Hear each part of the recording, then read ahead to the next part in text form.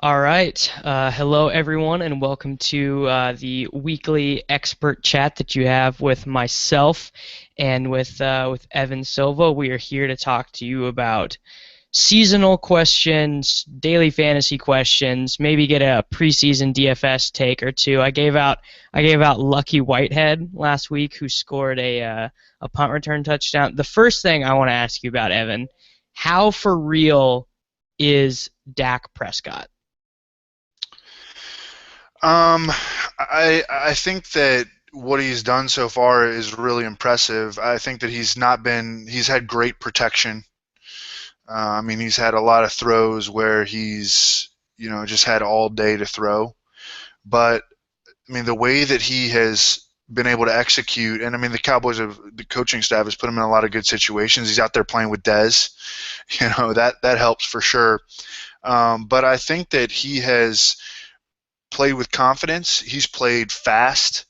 He's super athletic. I mean, I don't think you can ask a guy to play any better than he has given his circumstances. And I mean, I think he's been tremendous. I don't, if we threw him into a regular season game tomorrow, I think he would probably not look as good.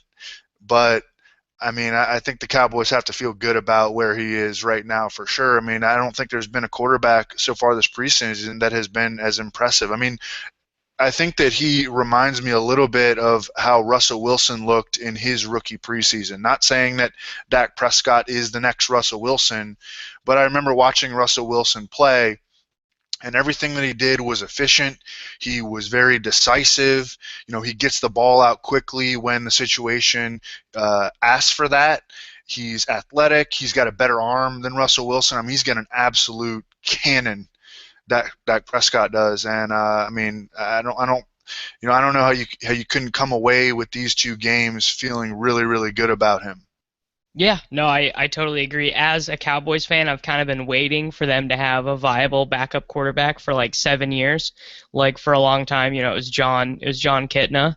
So like Dak would be a dude I'd be trying to buy in dynasty leagues too, because he's got the rushing upside for sure. Yeah, and how much longer does Romo have left? Of course, I wonder what Dak Prescott's asking price right now is in dynasty leagues. It could be Oh, it's kind of absurd for unreasonable. sure. But when this kind of wears off, maybe that'll be the time to go after him. But Tony Romo, he turned 36 in April, so he'll be 36 and a half when the season starts. Yeah. So we have a question in the chat: Alshon or Mike Evans in a half point PPR? For me, it's an easy decision, and it's Alshon Jeffrey because I've seen him produce at an elite level consistently in the NFL. I know that he had some injury issues last year. The 2 seasons before that, he played 16 games in both of them. So I wonder if the concern over him is a little bit driven by recency bias. I mean, he was hurt a lot last year. He entered camp with a calf injury, and that kind of led to compensation injuries with his hamstring. But he's been consistent with monster weeks every time he steps on the field. And Mike Evans is a player who should get better this year. He has a lot of touchdown regression coming, but he plays in a run-first offense where I think Vincent Jackson is still something of a factor. And I like Alshon. I think Alshon is worthy of a first-round pick in PPR drafts. So my concern with Alshon is that, and it's the same concern that I think is somewhat viable with Langford, which we have another question coming about him. I think there's just huge tire fire potential, right? Like the defense could just be terrible, the offensive line could be terrible, Cutler could just throw a ton of interceptions, like they could just be, a bottom 10 offense super easily. Yeah, well, Winston could throw a lot of interceptions too, Oh, I but think Winston will throw a lot of interceptions for yeah, sure. yeah. So I mean, look, hey, I think Mike Evans is a good pick if you can get him late second round, but he doesn't usually last that long. Yeah. Okay. We have a keeper question, and I think we'll agree on this one. It's pretty easy. Adrian Peterson in the first, Alshon in the fourth, Doug Martin in the fifth, or Allen Robinson in the 14th. Hey, Yeah. Rob, all day Yeah. long. Definitely Arob. I know we're both really high on him. I think that Yeah. one is pretty easy. Yeah, a lot of people early in the offseason were looking at Allen Robinson as a candidate for regression. And I mean, I don't think the odds are good that he's going to score 14 touchdowns again. But I think if you look at the Jaguars receiver core as a whole, the guy who's most likely to regress is Allen Hurns, who scored 10 touchdowns on 64 receptions. And he's a guy that I'm avoiding, still targeting Allen Robinson aggressively. I mean, he's a player who's still getting better. I think he's only 22 years old. And apparently he has looked better in this training camp than he did in last year's training camp, according to John Oser of Jaguars.com. So, yeah, he turned 22. He turned 23. He will turn 23 in 4 days. Allen Robinson, still 22 years old. Super young. I like it. Yeah. Okay. Who do you prefer in Dynasty, Tyler Boyd or Tajay Sharp? I actually have a pretty strong take on this. Let's go. I think that it's definitely Tyler Boyd. And I really like Tajay Sharp, but this is something that I know Chad Parsons has done some work on. But guys who are really productive in college but don't crush the workouts tend to have really safe career floors, but they don't ever really tend to produce wide receiver one seasons. And I think that's exactly what Sharp is. I think that Tajay Sharp is like Jason Avant with maybe a little bit more long speed. And that's a good comp. That's not like me saying Tajay Sharp is bad. I really like Tajay Sharp in the draft for NFL teams for what it cost him, but I think Boyd is just a better athlete. Yeah, and Tyler Boyd also has draft capital working in his favor. I mean, he's a second-round pick. Tajay Sharp is a fifth-round pick. Tajay Sharp might be a steal in the fifth round, but that's another data point to consider that Tyler Boyd was a second-round pick into the NFL, uber productive at Pitt. He's another guy who's super young, and I mean he's got opportunity. He's got immediate opportunity. I know Tajay does too, but I think even if I was going to pick them, right now, who would I want in a redraft league? Who's going to outscore who this season? I would still go with Tyler Boyd, and I would long term as well. Yeah, no, I definitely agree. So another keeper league question, and this will be a good sounding board. We can talk about the Washington backfield. Matt Jones in the 12th, Delaney in the 10th, Duke Johnson in the 9th, or Antonio Gates in the 14th. I'm chasing that touchdown narrative with Antonio Gates in the 14th and just not having a draft tight ends at all, and just moving forward with him as my starter. And that should definitely show us where we're at with Matt Jones, because he's a starting running back that you can grab in the 12th. I don't think either one of us likes Matt Jones at all. Yeah, I mean, I've tried to stay open-minded to Matt Jones because it looks like he's in a great spot, but he also suffered a shoulder injury, and that could change his outlook immediately. Because I think the Redskins will probably go sign a veteran free agent running back, and that would cut into Matt Jones' opportunity. So if Matt Jones would have gone through training camp 100%, no hiccups, played well in the preseason, I mean, I would have held strong with him, but he's, we know that he is a subpar NFL prospect. He didn't have a good college career. He never topped 900 yards from scrimmage at Florida. He was ineffective as a rookie from week 3 on. He averaged 2.8 yards per carry. He had 5 fumbles. I've tried to stay open-minded to him, but I think that this shoulder injury is a big. It could throw a big wrench into his workload. Yeah, no, I definitely agree. So I wanted to bring this up to you. Langford has just been crushing in the preseason. He's obviously one of my boys, and we talked about this a little bit on the podcast that we did yesterday. But where do you have him ranked at running back right now? Because I kind of have him as like a top tier RB2, like in that like 12 to like 16th range of running backs. Yeah, I think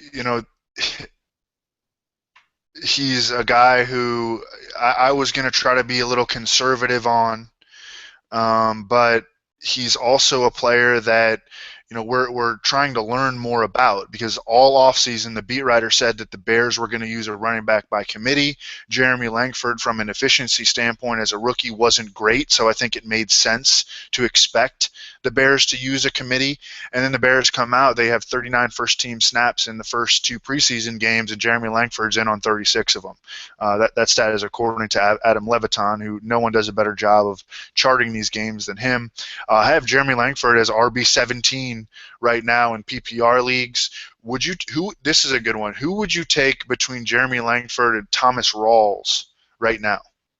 That is an amazing question because I think Rawls has the ceiling. Yep. Because I think Rawls is just in general a better football player than Langford is. But I mean, that backfield is getting super crowded now. Because when I was originally projecting Thomas Rawls, I was basically assuming Christine Michael wasn't going to make the team. Right. So he was competing with Alex Collins, a 5th-round rookie, and Prosise, a 3rd-round rookie.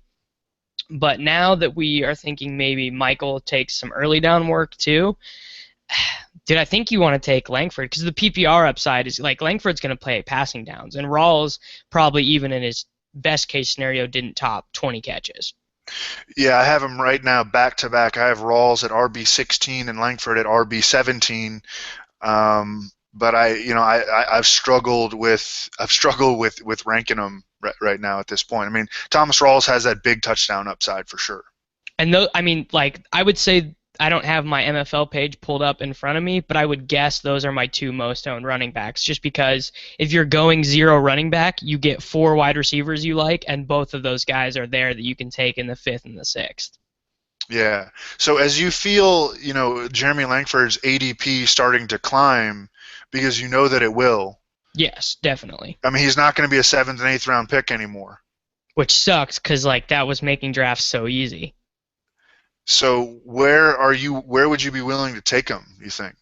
I think the highest I would go on him would be like I think the thing about him is that he's an ideal 0 running back guy because you're going to have so much ceiling from your wide receivers on those teams that really you're just looking at a guy who can grind you out 11 points a week in a PPR format, and I think he's really good for that. As like a flex play or as like your 3rd or 4th running back, I think you're kind of limiting yourself just because I don't think Chicago is going to score that many touchdowns. So it would be like 0 running back, I'd take him with my 5th pick. Whereas if I start out David Johnson, Jamal Charles, then I'm probably going to wait until the 6th or the 7th, and he probably won't be there anymore. Word. Yeah. Okay, so we have some more half-point PPR. Well, here, this is actually just a general good theory question. This one's coming from Joe C. So when you play in a home league, and I know you and I both play in home leagues, college buddies, our dad, whatever, how does your strategy change? Like, what do you do differently in a home league versus an expert league? I mean, I think I kind of have a feel for who is going to go where in a sharper league. And I mean, we all do home leagues for sure. I'll do my home league, I think, like last week of August. Yep. But I think that you might be able to get a guy like Jeremy Langford a little bit later. I think that you might be able to get a guy like Coby Fleener a little bit later in a home draft. I mean, just people have not done as much preparation. They're not doing statistical projections. They're usually drafting straight off the Yahoo, built-in rankings or the ESPN built-in rankings, and so you can kind of exploit that. Actually, Ray Summerlin will be doing an article, I think this week, for Roto World on how to exploit those built-in rankings that show up in the little box when you're doing your draft online, and he'll look at some outliers and ways to exploit that. That's probably the biggest edge that you can get. I mean, guys, because those rankings are probably really old, weeks old, and haven't adjusted at all for what has gone on in the preseason. Yeah, no, I agree. Those leagues for me, I'm more inclined to reach on guys because I don't think I'll be punished for it. So like I just kind of like to draft a team of my guys. Like the home league, I do a 12 team league with a bunch of guys from high school that we've been doing for years. Like I'll just be like I took David Johnson in the 8th round of that draft last year just because I was like I knew I wanted to get him and I knew I wouldn't be punished for doing that. I'm also more willing to take an early quarterback. Like I'd take like Cam Newton in like the 4th round of a home league just because I'm going to be able to, like Chris Thompson will go undrafted in, Right. a 12 team PPR league of just your buddies, and that guy can be your flex play 8 weeks out of the year. Yeah, there's always a bunch of dudes that should be drafted that go undrafted in those leagues. Which is the best. And here's an interesting thing I just saw on Twitter. Ladarius Green is reporting that he has no idea where these reports of his headaches are coming from. That he's fine. I just like so one of the San Diego beats just tweeted that. Or no, one of the Steelers beats. Mark Kaboli from the Pittsburgh Tribune Review tweeted that Ladarius Green said he has no idea where the headaches rumor is coming from. I see that. I see that. Well, I mean, it was reported by NFL.com and the Pittsburgh Post-Gazette, and Ladarius Green has yet to practice in training camp. So I'm going to believe what we're hearing over what Ladarius Green personally said until we have reason to believe otherwise. I have so many shares of him already that I'm Me just too. yeah, like I'm just very much hoping that does not come to like I can't live with that. Would be brutal for me if like dude if he just doesn't play, I'm gonna have a bunch of MFL teams with just one tight end. Yeah, he's a guy who I really liked as an MFL 10, best ball pick because he's going to have some games. I mean, assuming he's 100%, he's going to have some games where he catches 2 TDs, I think. Oh, most definitely. So we talked about this a little bit yesterday too, but do you have any Sammy Coates shares at all? Very few. Very few. I mean, he started to go, he started to go like ahead of guys like Rashard Matthews. He's got like I try to go for guys with better floors, and I mean I understand drafting for upside, but I don't have a lot of them. I have a few, but I guess he's a wide range of outcomes guy who could just give you weekly zeros, who might not even be active on game days if you can't beat out Eli Rogers and Darius Hayward-Bay. Are you interested in drafting Eli Rogers at all? Because I am a little bit. Like, I don't even know anything about him, but I know that just the fact that he's a person means he might be better than Marcus Wheaton. Right. I don't know about interest in drafting him. He's among my top 200 players, but I mean, I really want to see what happens in the third preseason game. I guess that's hedging a bit, but I want to see who runs with the ones in the third preseason game. Is Ben targeting Eli Rogers, or is it Sammy Coates outside, in 3 receiver sets with Marcus Wheaton in the slot and Antonio Brown on the other side? Because that's what you want if you have been investing in Sammy Coates. You want Sammy Coates to be the number 3 to play in all 3 receiver sets, to be a big play weapon on the outside. But I don't know if that's a guarantee to happen. I don't know if he's a guarantee to beat out DHB. And Marcus Wheaton has lobbied to play outside more, and I think the Steelers envision Marcus Wheaton as more of like a Z receiver. And if they do move him outside, then it's going to be Eli Rogers in the slot. Yeah, for sure. So let's talk about some late round quarterbacks. For me, it's so painful. I still like taking Gabbert. I know it's brutal, and I know I'm doing this to myself, but Kaepernick is not going to play, man. Kaepernick, they're going to invent a phantom injury for him. He's going to go on the IR probably. It's what happened last season. Right now, he's not practicing with what they call arm fatigue. Yeah. He's not hurt. They just don't want him there, and they couldn't find anyone to take his contract, which sucks because I think Colin Kaepernick is a fun player. But, yeah, Gabbert's he's going to have a bunch of pass attempts. He can run a little bit. I don't know. I'm definitely taking him instead of taking Torrey Smith. Torrey Smith's ADP is egregious, dude. Yeah, yeah. I'm not drafting Gabbert, but hey, maybe it'll help you for a few weeks before he gets benched for Jeff Driscoll. Dude, Jeff Driscoll couldn't play at Florida, was on one of the losingest teams in college football at Louisiana Tech Lafayette. His big moment. You want to know his big college moment? It was an overtime game against Kansas State University in a year that K-State didn't make a bowl game, and they lost in overtime. But it was Driscoll's like big moment. Yeah. All Like right, so let's get to some questions here. Somebody had a good question about Latavius. or Lacey in a keeper league. Yeah, I mean, I'm going Lacey. So Lacey's contract is up after this year, right? Yeah. So if he leaves Green Bay, I mean, does this guy have any value at all? Like, I think he's got next to none if he doesn't play with a hyper efficient quarterback. That would be my theory on him. I mean, I'm just making this decision based on who I think is going to have a better season this year, and then just That's fair. and then just letting the chips fall where they may. I mean, I think that's the best way to approach running backs in dynasty. Either you're stashing dudes like Jerick McKinnon, Chris Thompson, Buck Allen, maybe Sean Drone, um, or you are viewing running backs as year-to-year propositions. And here we are. I think the best way to view them is who do you think is going to have a better year this year? And I think Latavius is going to have a good year, but I think that Eddie Lacy has a better one. But there was another question about Latavius. I'm trying to find. I'm trying to go up here. I don't know. What are your thoughts on Latavius? Because I think I gave mine last week.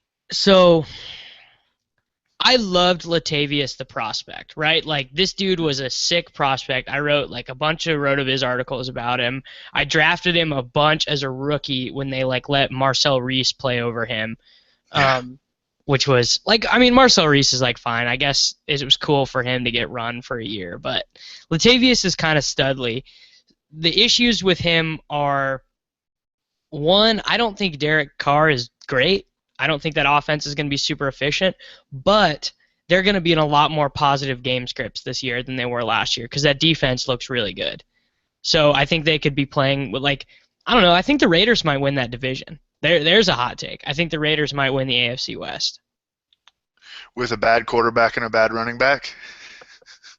The Broncos won that defense. The Broncos won, with bad quarterback play, and like, I mean, the Chiefs are like a good football team, but I just don't trust them to like to win anything. Like, I don't. When Alex Smith is your leader, it just feels like you're minus in that department. So I don't know. Latavius isn't a guy I've drafted very much though. Like, I think he's a guy I appreciate as a player, but how many passes do you have projected for him to catch? Like, I think something like 25 is like kind of reasonable, and to me, that's not a guy I'm super interested in. Have him in the low 30s, but that will just depend on how DeAndre Washington performs. Yeah. Which I mean, I love DeAndre Washington. So, all right, we got a question here. Am I crazy for liking Bruce Ellington more than Torrey Smith? No, because I think that's the right way to approach the situation is take the cheap guy as opposed to the expensive guy who sucked with Gabbert last year. Yep. There's that awesome vine where Smith was literally uncovered on the 3 yard line, like of his own 3 yard line. Smith was uncovered. The cornerback messed up his assignment, and he's jumping up and down, waving at Gabbert, like yelling at Gabbert to throw That's him the right. ball, and Gabbert checked down to Garrett Selleck. Yeah, I mean, they played 8 games together last year. Torrey Smith didn't do anything. He was on like a 61 target pace, 34 catches. In a decent sample, 8 game sample. So that's worrisome. Bruce Ellington has missed the last week with an ankle injury, which I hate to see. When you bring him up amongst 49ers fans, the feedback that you usually get is that dude just can't stay healthy. But I like him because he's super, super cheap, and because even if he misses 4 games, he could still have games where he gets like 8 to 10 targets, and for at his cost, that would be sweet if you can get back 8 to 10 target games. I mean, my way of going after because I still believe in like the Chip Kelly theories, which is like he runs a bunch of plays, which is good. Hmm. But I'm just taking Carlos Hyde, who I think you don't like. I think that we are at odds on this one. No, no. Because you're like, dude, Sean Drone. Sean Drone is your boy. You're a big Sean Drone guy, Evan. Carlos Hyde he's my number one player to avoid this year. Dude, like Chip Kelly's just stubborn though. He just runs. He just runs all the time, even when they shouldn't. Maybe. Are defenses going to be worried about this passing game whatsoever? I mean, are the No. 49ers going to be such a good running team that they can impose their will with 8 and 9 men in the box? Are they going to have touchdown chances? Is Carlos Hyde going to catch passes because he's never done that at the NFL or the college level? Our strength of schedule analyst Warren Sharp has the 49ers with the toughest schedule in the NFL.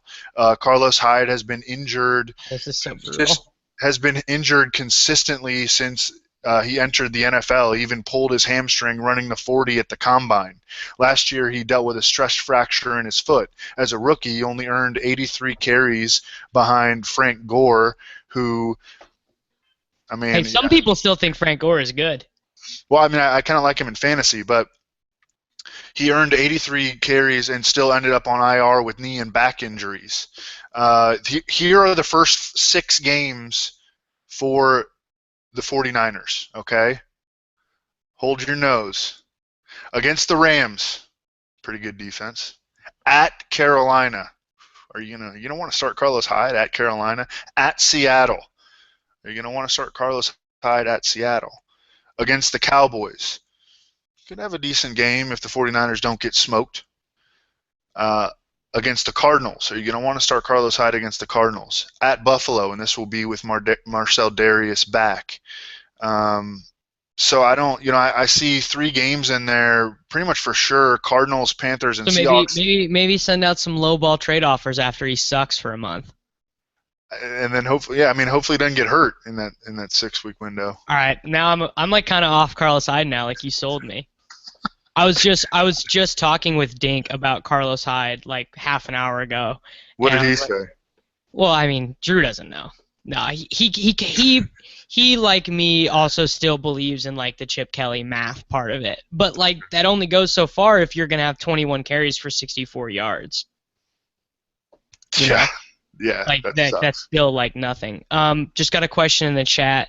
How much higher are you on David Johnson than Gurley? For me, this is like it's not close. Just because of the quality of the offense, like it's like not even really a conversation. I think Matt Harmon's article that he did on Gurley was really illustrative of like the team's not going to score. If the team's going to suck, like Gurley would have to be LaDainian Tomlinson level good to justify what you're paying for him right now. Yeah, I mean, I think that Todd Gurley is a better rusher than David Johnson, but I think David Johnson is a better fantasy running back and probably a more valuable real life NFL running back, considering all the different things that he can do. And Todd Gurley, maybe I wouldn't want to say that he definitely can't do some of those things, 'cause I thought he was a good receiving back prospect coming out of Georgia, Yeah, but they don't use him to do that. He was out targeted by Benny Cunningham last year, Davis. it's not great. It's not great. Not great if Benny Cunningham is getting significant snaps over you. Yeah. Do you have any interest in Charles Clay at all? I kind of do. I think you kind of like Robert Woods. I do not. I am unimpressed with Robert Woods. No, I like Robert Woods. I had a positive tweet about him recently because I think that he could be like next year's Marvin Jones, Mohamed Sanu, Travis Benjamin, get like a decent contract in free agency. If he has a good season this year, he could get a decent contract in free agency, and then the perception of him would rise. I mean, all the perception of all those guys is pretty strong, except for maybe Sanu of those guys. But even his perception is starting to come up a little bit. But I mean, everybody's on Marvin Jones right now. People really like Travis Benjamin. I think Robert Woods can what Sanu, or maybe to a little bit lesser degree Marvin Jones can do. I mean, Robert Woods had a much more productive college career than Marvin Jones did. Robert Woods is only 24 years old. He's still really young. Last year he played with a groin injury. I mean, he's not sexy at all right now playing in Buffalo, but that could change if he gets signed by a team that actually throws the ball. These USC guys are kind of fool's gold, I think. Like Nelson Aguilar, dude, that bust, like a confirmed bust, I mean, Robert Woods is like the best one out of all of them. which is horrifying because Robert Woods is like Robert Woods was losing targets to Chris Hogan, who's like the ninth guy in New England. Like, yeah. Got one. This is one we can we'll have fun with. So Decker, Moncrief, and Michael Floyd are like always there in the fourth round, and those are like three of our favorite players. I would have it Moncrief, Decker, Floyd. I assume you have it Moncrief, Floyd, Decker.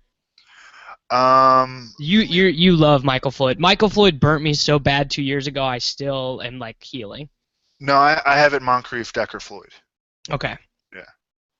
I have Moncrief wide receiver 19 in PPR. I have Decker wide receiver 24, and I have Michael Floyd wide receiver 27. We have our first Fitzgerald injury.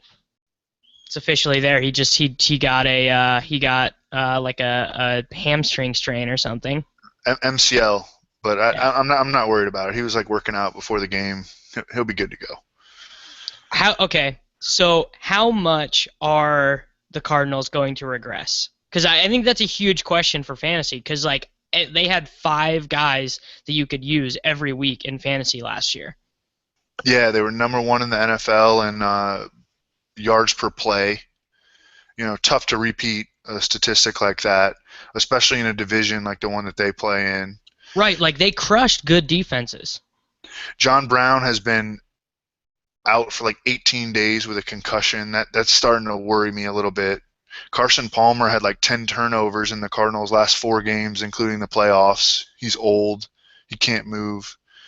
You know, I definitely think you can paint a picture where there would be some solid regression for the Cardinals. Well, they had like Carson Palmer would throw like 4 touchdowns in the first half, and then they could just like put Drew Stanton in. Like it was like insane. Yeah, I mean, I'm not too worried about it, but I think that there are some concerns that you need to consider. Yeah, for sure. Are you worried about John Brown from like a fantasy perspective being on the concussion protocol? Like is like still being on it? Is that bumming you out a little bit? It's bumming me out a little bit. I haven't moved him down significantly or anything like that, just because I don't. I mean, it could just be the Cardinals taking it really, really slow with him and trying to nurse him along. I mean, there have been no reports that it's something to truly worry about. So haven't moved him down, but definitely monitoring the situation closely. All right. We got one in chat about James White, and you actually got me thinking about this because last time we did the show, we talked about how the beat writers, I think it was Ben Volen, reported that the team, they played him about 60% of the snaps when he was healthy last year, but they're kind of considering and maybe scaling him back a little bit and keeping him fresh and putting it more towards maybe 40% of the snaps or something like that. So what about James White? I mean, I think maybe this could be the year he finally at least has a role with the first team offense. Nah, Wave? No, with James White, no thanks. I mean, if we know that Dion is going to miss time, then I think James White becomes, he comes into play. But I don't, I mean that's it. Yeah. What about Marty B? Do you have him in any MFLs? I do. Yeah. Like I think that not everyone says the Hernandez role with every tight end that they get, and Aaron Hernandez was sort of a unique type player, but I don't know. He could score 9 touchdowns this year. Martellus Bennett pretty easily, I think. Yeah, I mean, I do too. And even if he only scores 7 and you draft him in the double-digit rounds, which is where he goes in every draft, he's crushing. He's crushing his ADP. And the Patriots have always wanted to go back to being able to be multiple on offense and play two tight ends at the same time, because it gives them an advantage in the running game and it gives them an advantage in the passing game. Because I mean, these guys are really, really difficult to cover, with anybody. And then in the running game, I mean, they can stack up a seven-man offensive line essentially with Rob Gronkowski and Martellus Bennett, two of the best combination blockers in the league. Yeah, Gronk is Um, like that's the thing people don't know about Gronk and about Kelsey is that they're like just beyond elite run blockers. Like Kelsey had like better run blocking grades than a bunch of like guards last year. Like he's sick. yeah, dude. Yeah. Okay. Good one in the chat. This is actually this is a sick question. It matters a lot for fantasy. People are like all in on Arian Foster. Like Arian Foster is going in like the 7th round now, and as like in a correlated move, Jay Ajayi is falling and falling and falling. I mean, if I set the line at 7 healthy games for Foster this year, are you taking the over or the under?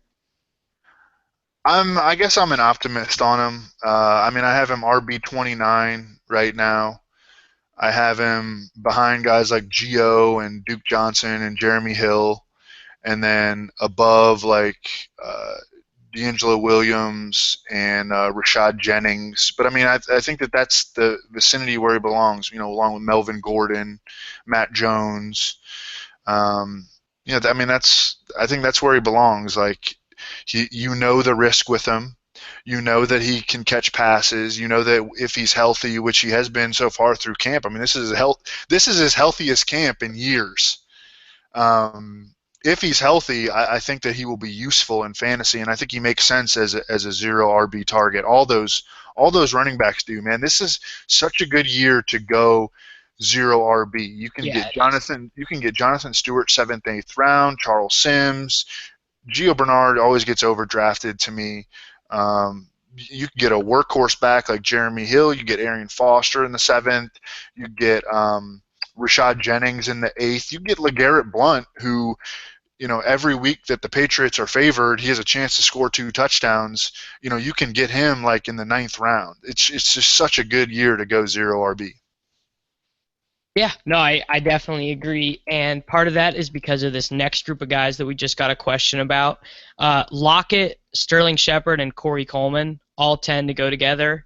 And then we just got a question throwing Kevin White in that group too. I would have that group Lockett, Coleman, Shepard, White. Would you be the same order? I would. But I like all of those guys other than White. I don't want Kevin White on my teams. Okay. I mean, I think the Bears are going to throw more this year than they did last season. And I mean, I believe in Kevin White's talent a lot. I mean, I thought he was a great, great talent coming out of West Virginia. He's been healthy all camp. I think that there will be ups and downs with him. But I mean, I don't think he's going to be a bum. And then if Alshon, if the injury-prone narrative comes true with Alshon, then Kevin White could explode. So I guess I'm higher than most people on Kevin White, but I mean, where you can get him in drafts, I don't think is bad. You can get him 8th round a lot. But I have all these guys over him. Tyler Lockett, he's a guy who goes real early though. I don't see him as in that Sterling Shepard, Corey Coleman ADP range. He was for a while. He was, not yeah. anymore. Yeah. What do you think about the Denver wide receivers? I still like them. Like, I don't care if Trevor Siemian is throwing Demaryius Thomas passes. Like, Demaryius is still – like, you give Demaryius 150 targets, like, he's going to give you fantasy points regardless. Like, how much better was Peyton Manning than Trevor Siemian last year? Like, seriously. Not really that much better, I don't think. Yeah, but Demaryius was still really productive with Peyton Manning because they would play in the shotgun and or in the pistol and throw bubble screens like all day to Demaryius. So even though his efficiency dropped significantly, they were still throwing. I mean, he was still getting over 11 targets a game in Peyton Manning starts. Now, when Brock Osweiler played and they didn't use pistol as much, Demaryius Thomas's stats went way down. Actually, with Peyton Manning at quarterback, Demaryius averaged 7.6 receptions for 91 receiving yards per game, with 11.4 targets. And then when Brock Osweiler was in there, Demaryius only averaged 69 receiving yards per game, 5 receptions per game. I mean, I think that Demaryius Thomas is worthy of a third-round pick in a PPR league or in any kind of league. But I'm not going to take him second round. And, you know, the Broncos are going to run more than they did than they did last year. I mean, they were 13th in the NFL in pass attempts and 9th in play volume last year. And this year they are going to throw the ball less and they're going to run fewer plays. So I don't necessarily know that Demaryius Thomas is a lock for 150 targets. I think he is, because Okay. I think that the transition in quarterback is going to mean less targets for Manny Sanders, because Manny Sanders is a precision wide receiver. Like, he runs very good routes. God, this pains me so much to say because I hate Manny Sanders, but he's really good at what he's really good at what the Denver coaches asked him what to do. I have no idea.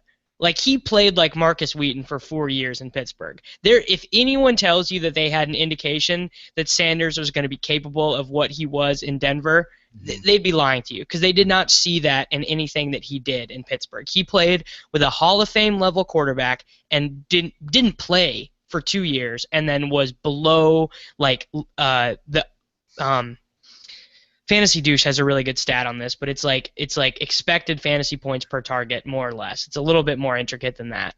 But he was below league average in that, playing with Ben Roethlisberger as the second guy to Antonio Brown and Mike Wallace. So I don't know. Like, I think that Trevor Siemian, Paxton Lynch, Mark Sanchez, those are not guys who are going to succeed with a player like Emmanuel Sanders. That's my take on the situation. Do you like Virgil Green? That's a very trendy fantasy guy. A little bit more than I did when we started all this, because he's been getting a lot of first-team reps. But I don't think he's going to do anything in fantasy. He's been in the league for a long time, and he has the most receptions he's ever had is 12. So, like, if he has a 35 catch season, that would be like huge, relative to the rest of his career. But we've seen late career breakouts from tight ends. Gary Barnidge would be a good example. Delanie Walker would be a good example. So, I mean, I'm not ruling it out, and he may be a guy that we want to pick up early in the season. He was crazy. He had Vernon Davis sort of athleticism coming out of Nevada. But, yeah, I mean, I'm not trying to draft him right now. Yeah. Who are some of the late round tight ends you like? Like, after like the trendy guys that go in like the 10th? I really, really like Ben Watson. Yeah, you are a Ben Watson guy. Yeah, I think I might use some of him in DFS this year. We'll see. I mean, he's got to be right around the minimum. But, like, it wouldn't surprise me if he leads the Ravens in red zone targets and touchdowns. I mean, he did that in New Orleans last year. He led the Saints in red zone targets. He's always been an athletic guy. I mean, he was a first-round pick by the Patriots back in 1941. Yeah, a million years ago. Yeah, and look at the receiver core, man. I mean, no one knows what's going to happen. So, and Ben Watson has the most stable role in their pass catcher core. Yeah, no, he does. In a roundabout way, that gets us to someone I want to ask you about. Watson's old team, the Saints. I think they have a vacancy to fill with red zone targets, obviously. And Coby Fleener, like we've talked about him on a million different shows, it feels like. Yeah. What role do you project for Michael Thomas? See, this is the thing, like, with people being really aggressive about drafting him, it's like, are you sure? Because the Saints use a lot of they'll play some fullback, they'll play some two tight end sets, they'll play a lot of two tight end sets. And so when you're playing a fullback or two tight end sets, you're not going 3 wide receivers. Do you think that Michael Thomas is going to overtake Willie Snead? I don't think so. I mean, I think Michael Thomas is going to be a package player as a rookie. And I think that maybe he can. So the thing about Snead is everyone became really intrigued with him being productive last year, but Thomas has 2 things going for him over. No, Snead was the more productive college player, but he played at Ball State. Michael Thomas tested better athletically, and the Saints spent way more draft capital on this dude. Right. So I do But think. I just don't even know if it's on the table. Like, I don't even know if that's a consideration. And we have not heard that Michael Thomas is pushing Willie Snead for a starting job. Yeah, no, I totally I think that there is something there, but and I hated Michael Thomas the prospect. Like I did not I called him the bad Michael Thomas. But but when you go to the Saints, I mean, what do you get like when you go to the Saints, you're going to have a chance to score 12 touchdowns just by being on the Saints, especially because Brandon Cooks to me is like, you know, I don't even know if he has a 10 touchdown. Like he'll never score more than like 5 red zone touchdowns. I don't Yeah. think. Yeah, let's see. I'm sure we have some more questions in the chat. You've said on a podcast before that you think Golden Tate could lead the NFC in targets. Do you still feel that way? Yeah, I mean, I felt that way before they signed Anquan Bolden. And before, I mean, I think that some of the chemistry that Matthew Stafford and Marvin Jones have shown in the preseason is legit. So I don't think he's going to get more targets than Julio. I thought that he was a sleeper to get more targets than Julio when the whole thing started and when they only had Marvin Jones and Eric Ebron. And I thought that, Golden Tate would still see a lot of slot snaps and just a lot of high percentage targets. So I mean, no, I don't think that anymore.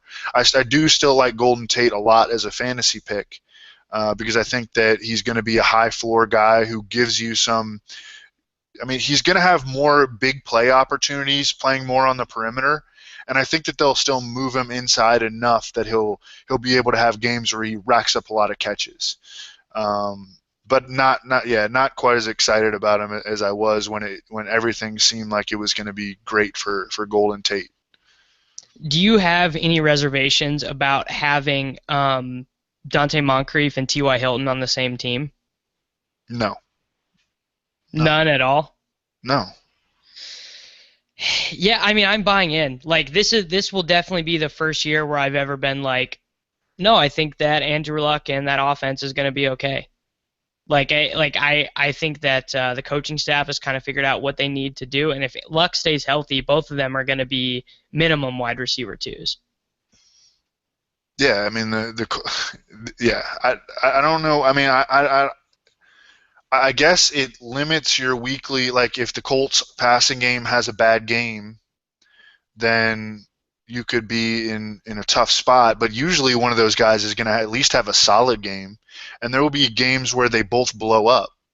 So I mean, we're really just trying to target fantasy points and not really playing the week by week what's going to happen game. This team's going to throw the ball a lot. Their running back is 33 years old. They don't have a defense. They have if you look at their schedule, it's just littered with potential shootouts. They play in the AFC South. I think that most weeks one guy is going to have a good game. There will be weeks where they both blow up, and no, I mean I don't see, like, I'm not going to pass on Moncrief in the fourth to draft somebody I consider inferior just because I took T.Y. Hilton a little bit earlier. Yeah. Do you have any love for Jarvis Landry for fantasy at all? Yeah, yeah. You I still mean, you don't he's think they get away from him? no way. I mean, he's not a fun pick. No, I no, don't he's like to not. draft him. I don't personally like to draft him, but Ryan Tannehill loves him, and that defense is going to be fucking horrible. The Dolphins. Are they? They're going to be? Yeah, that's right. We talked about this. Like they just have like nothing left in the secondary. Yeah, all the Russell Wilson at home against the Dolphins in week one. Yeah, for sure. We actually got a good question about this earlier in the chat, and I skipped over it.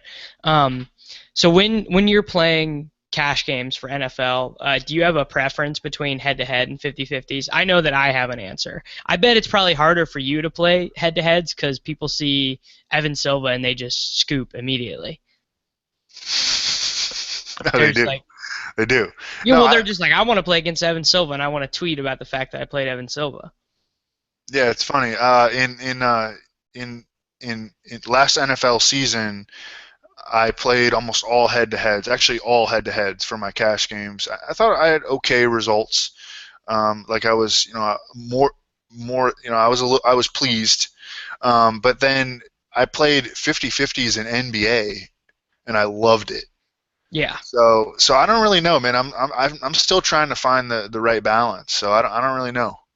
I prefer head-to-heads, but for most sports, and this is not actually as true with NFL, it's hard to get like good action. Like it's hard to get action that like you want.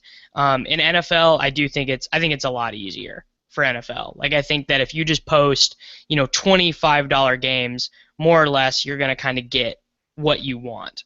Um, like you're not going to be playing against Sahil or whoever when you just post. Now, if you try and play higher, like if you're posting 109s, 215s, you're going to get some action you don't want. But even still in NFL, so I would say for NFL, I probably play 70-ish% of the cash games I play head to head, 15 to 20 or like 10 to 15, I guess, in 50-50s, and then the rest in tournaments.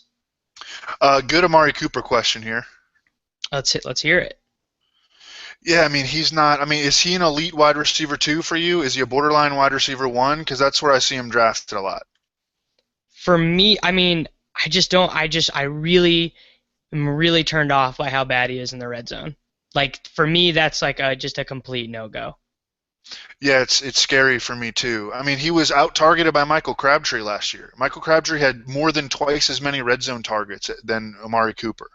I mean, Amari Cooper is going to be a great player in the NFL. I own him in Dynasty, you know, I, but I don't think he's going to have a 100 catch season on a team that is going to be running the ball a lot, that expects Clive Walford to ascend.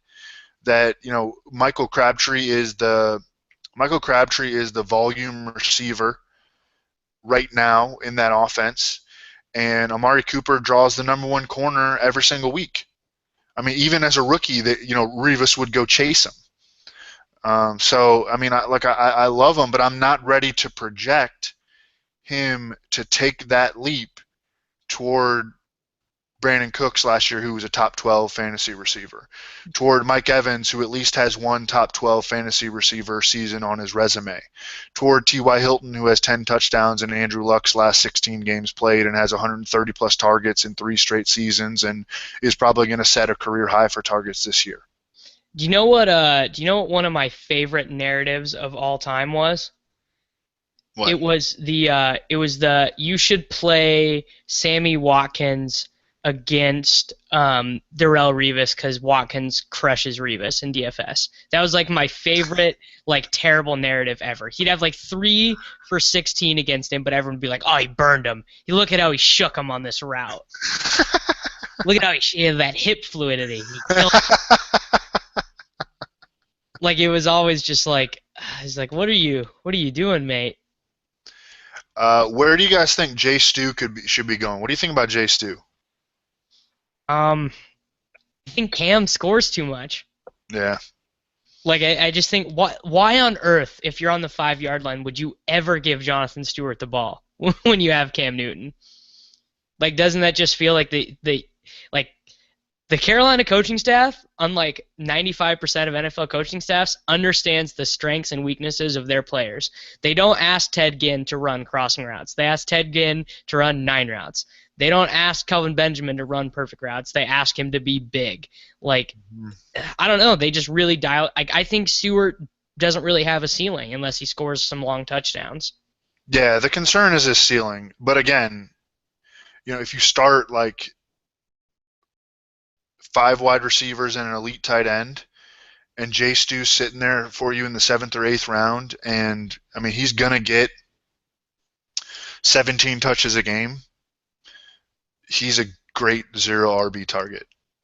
Yeah, he is, but like, I still want him as like my second guy though, even in that scenario. Yeah, well, I mean, I think that you're still stacking your bench with RBs and hoping that you can find a guy who will blow up like McKinnon, but but you get those guys in the later rounds. At least with Jay Stu, right out the gate, he's going to be getting work and he's going to be getting you fantasy points. Maybe it's not going to be big, but he's going to get you usage when you just waited until the 8th round and you just got a running back that's going to get usage. Yeah, for sure. Let's close it out with this. I think this is one of both of our favorite things to talk about. Thoughts on the Browns' offense as a whole. I tweeted out after the Terrell Pryor 50-yard touchdown that I think that the Browns are going to finish this year top 10 in the offense in points scored. I mean, that is Smoking hot that's a take. take. That's a take. Yeah, I mean, I think that the weapons pretty much speak for themselves. Love to see RG3 playing well. I'm rooting for him. We have to call him Bob Griffin now. RG3 is dead. We got to call him Bob Griffin now. Did take him in the 18th round of a draft recently as my QB2. So, I mean, you know, I think in deeper drafts he makes some sense, and he's a guy who could be a great waiver wire pickup.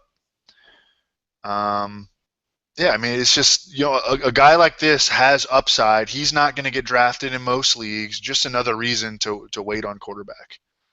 Yeah, I definitely agree with that. And okay, we have time for one last one. Has Dez Bryant done anything to boost him up or down for you in the preseason? For me, he's looked great. I kind of got him as like number 4, number 5. Like I think he's clearly above like Alshon, Marshall, Evans, so on, Hopkins, like those guys. Like I think he's right there with like. I seriously think he's right there with Antonio Brown, Allen Robinson, and Beckham for me. Okay. I have Antonio Brown, wide receiver 1. This will be for both, I think, for both PPR and non-PPR. Antonio Brown, wide receiver 1. Julio Jones, wide receiver 2. Odell Beckham, wide receiver 3. I have AJ Green, wide receiver 4. And then I have Dez, wide receiver 5. And then I have Hopkins and Allen Robinson together. So that's my top 7 wide receivers. And yeah, I mean, if you had a concern about Dez entering this season, aside from, you know, the possibility of Romo getting hurt, your concern would be that he didn't look good when he came back last year from his injuries. But now he looks awesome.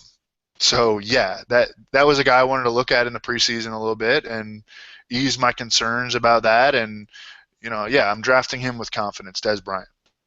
All right, that is gonna do it for us here at the Slurve Expert Chat with Evan Silva and myself, Davis Maddock. Everyone, thank you very much for joining us. We'll be back next Saturday. Dude, week 3. We'll be at the dress rehearsal week. It's gonna be lit.